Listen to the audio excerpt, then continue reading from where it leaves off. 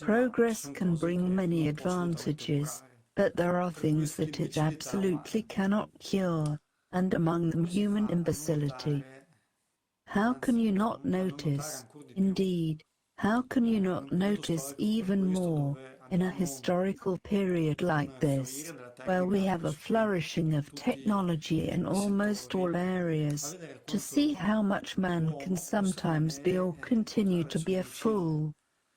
For example, let's look at the ruling class we have, but not only in Italy. Let's look throughout Europe and also on the other side of the ocean what we have.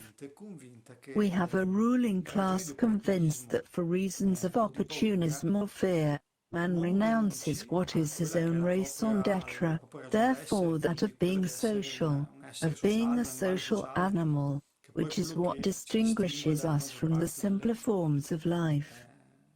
This ruling class expects us to renounce all this to follow a deception, which we know to be such, for reasons of opportunism or fear, but this reasoning says a lot about what the vision of these people is, which then for conversely, they also attribute this mentality to us. So let's say that an establishment that now thinks as if they are a kind of intellectual prostitutes, also attribute to us that kind of moral quality, and that lack of dignity, as if anyone were willing to give up their own freedom, therefore to one's dignity, only for reasons of convenience or fear, just like them. If we also look at what the last fool did, that jester, that famous pseudo-doctor, who so often goes to television carousels to rant against home care, and against all those doctors who for 2 years have been asking for a confrontation with the institutions, confrontation which is wisely denied, because they would not have had to argue, after having for 2 years. This great buffoon, bothered everywhere, after having defamed these serious people, these heroes, these doctors who have gone and go house to house to treat patients sick with COVID, after he took COVID, after the 3rd dose, which I would define useless if not deleterious, he got sick, and from whom did he go knocking? He went to them, and he asked for home care with which he was healed. This is the situation, and we have been going on with this play for 2 years, and we are actually seeing how everything is crumbling. I frankly was much less optimistic until recently, and I certainly did not expect such an answer.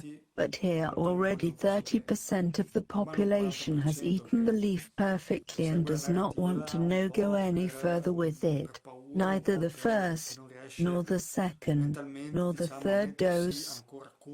Even among those who have already been vaccinated, many do not want to know any more, even if there remains 40% who continue to support that narrative, partly out of fear, partly because mentally they still cannot put themselves against what they are. In effect, a regime, a liberticidal regime that will destroy this society if we let it, because it is the expression of a corrupt establishment that has found its military hand through politics. So these characters must absolutely be stopped.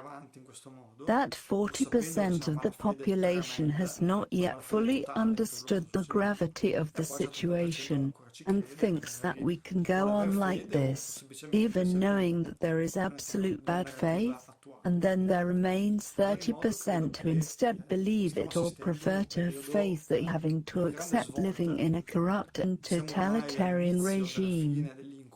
In any case, I believe that we are witnessing a period of great change. We are now at the beginning of the end of the nightmare, as I see it. So I urge you to still have courage, to resist and to be in solidarity with those, like you.